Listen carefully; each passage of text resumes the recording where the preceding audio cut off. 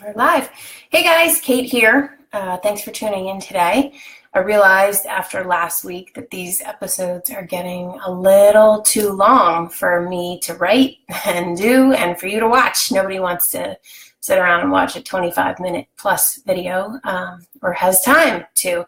So I promise going forward, I'm going to keep these short, 5 to 15 minutes max. The last Wednesday of every month, which will be next Wednesday, will be closer to 15 minutes.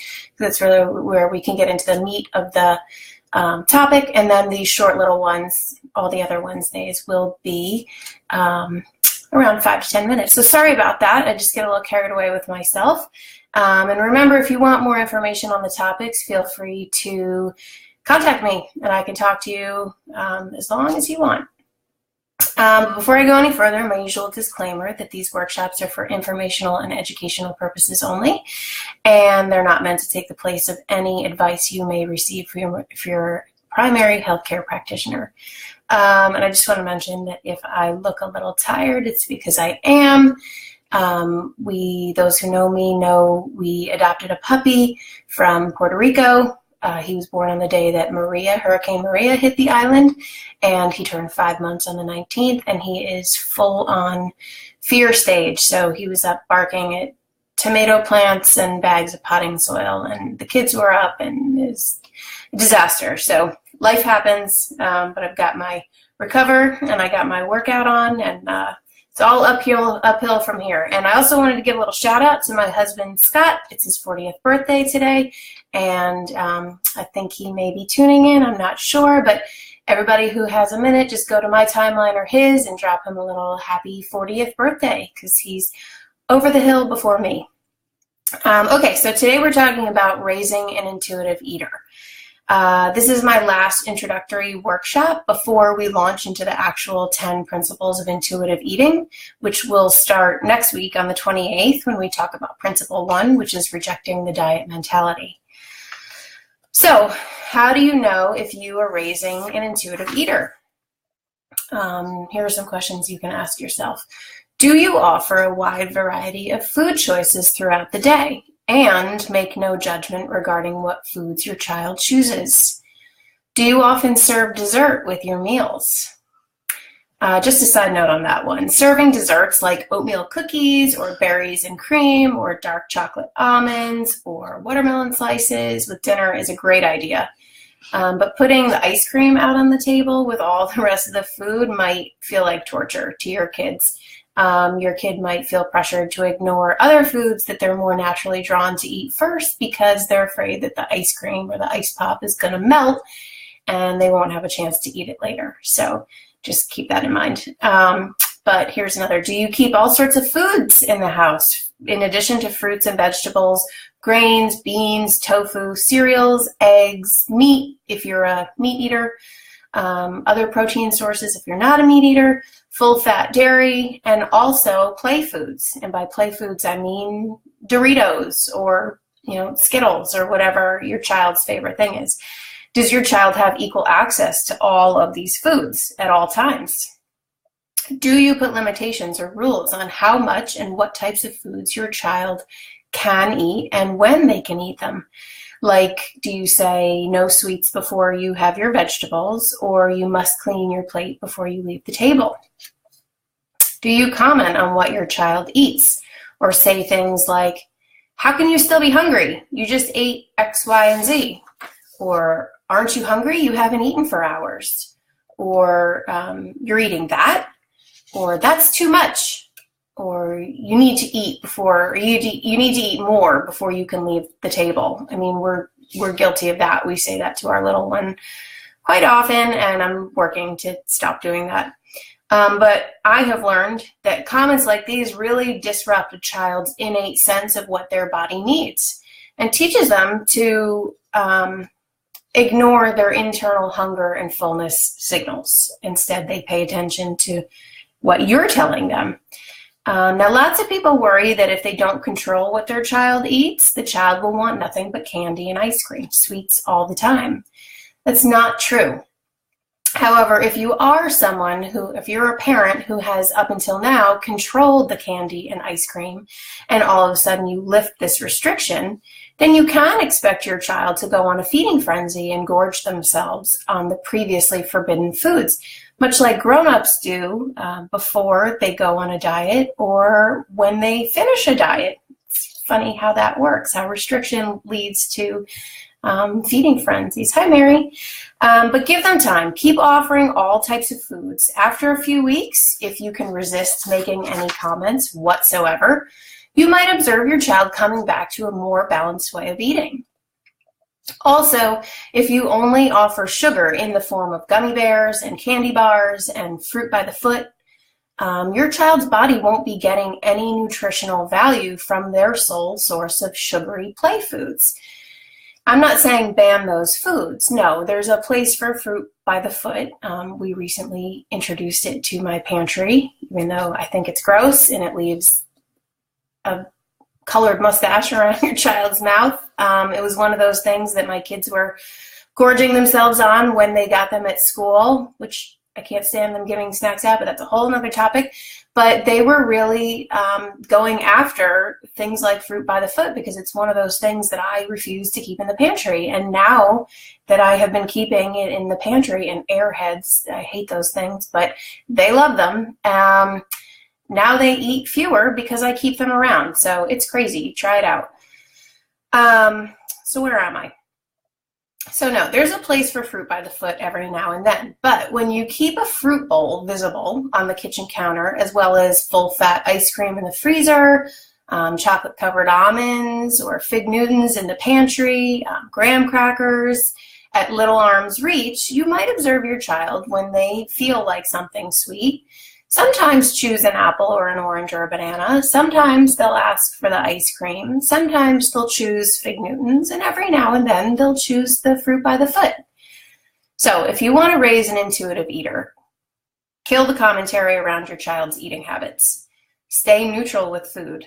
Don't be pushy. If you're emotionally invested in what or how much your child eats, your child will react to you instead of to their inner signals.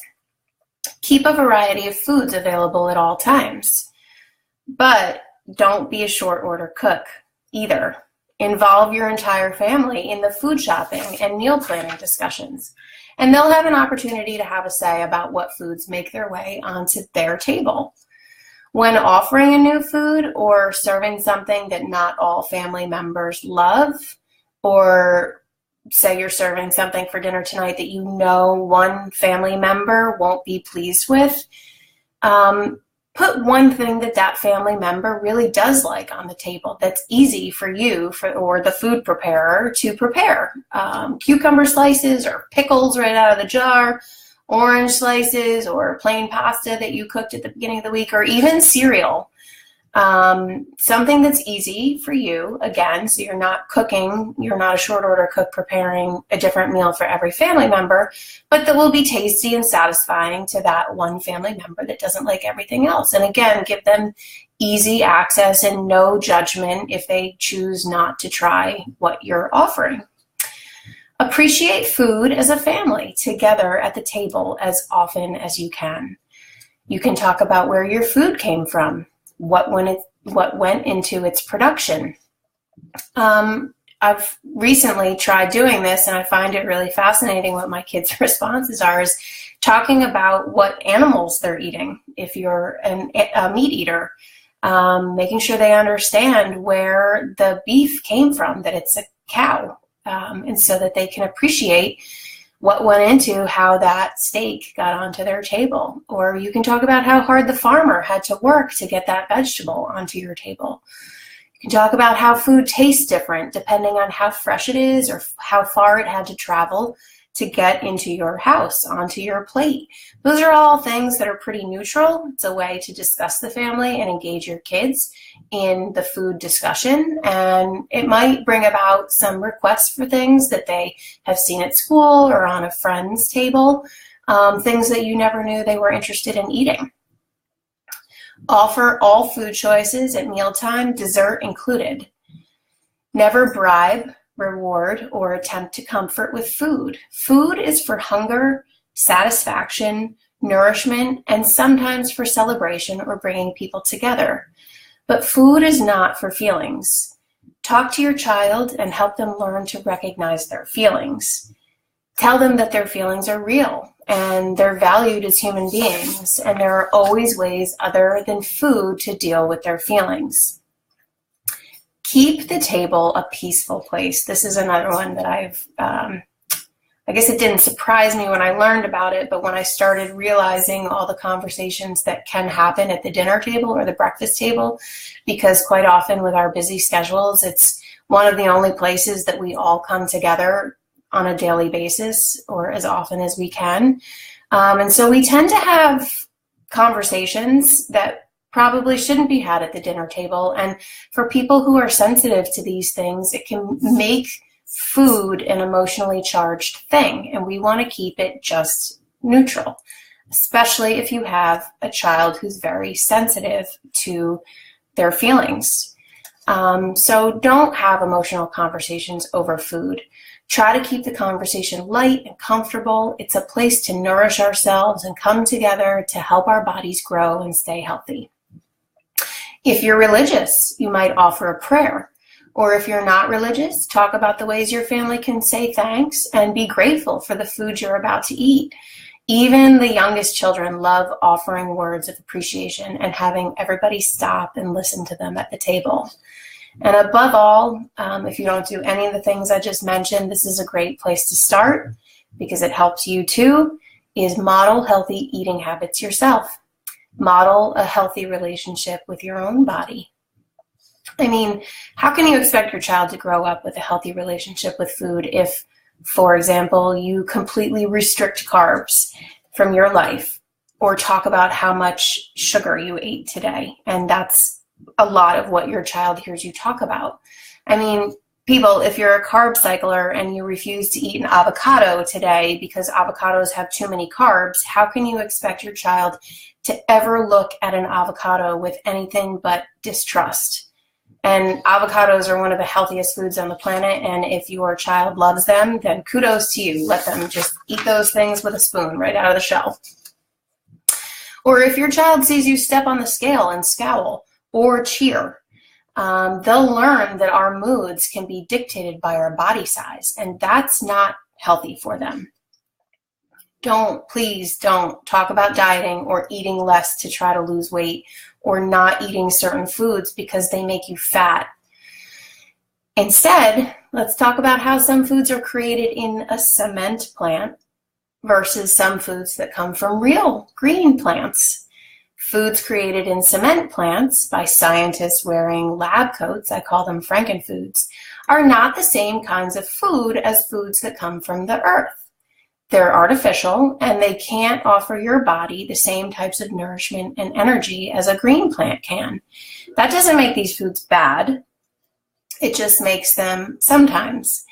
But a good way to introduce that concept to your kids so that they don't say, this is good, that's bad, I'm good if I eat this, I'm bad if I don't, is to talk about how if all we ate was foods that were created in a cement plant or a lab, if we subsisted on those foods, then we might feel like cement, heavy and lack energy and not vibrant. But if we mostly fill our bodies with green plant foods and foods that can come from the earth, we'll feel alive and full of energy because those foods are from the earth and our bodies know better what to do with them and how to use their energy because we evolved to use their energy. So, okay, I'm going to pause here because I'm sticking my promise of keeping these workshops short. Oh my God, I'm already at 14 minutes. I meant to be like 5 minutes, but I ad-libbed too much.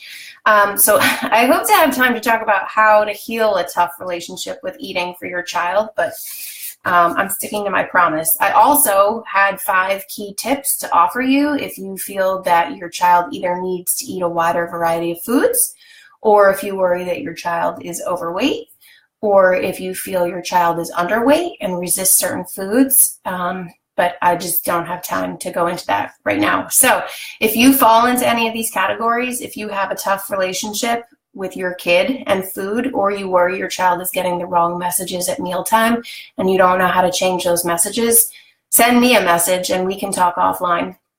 Because I just hate the idea of any child growing up with a strained relationship with food or their body, because I did. And I know how hard it is to dig yourself out of that, because I'm still doing it. We have enough to worry about these days, and our bodies should not be one of them. But we're at 15 minutes. That's all we have time for today. So thank you so much for tuning in. This is just the tip of the iceberg on the subject. There's an entire chapter on this in the book, Intuitive Eating, and there's tons and tons of studies being done. But again, I could talk just for weeks on this one subject. It's so complex and it's so very, very important. But above all, please remember to tell your kids and yourself and the people you love how much they mean to you, how wonderful they are, how much they are loved, and how nothing they do can ever make you stop loving them. And tune in next Wednesday when I'll introduce Principle 1 of Intuitive Eating, which is reject the diet mentality. Thanks for watching. Please feel free to share. And if you want to explore any of these topics further, just send me a PM. Until then, feel well, be well, and stay happy. Bye for now.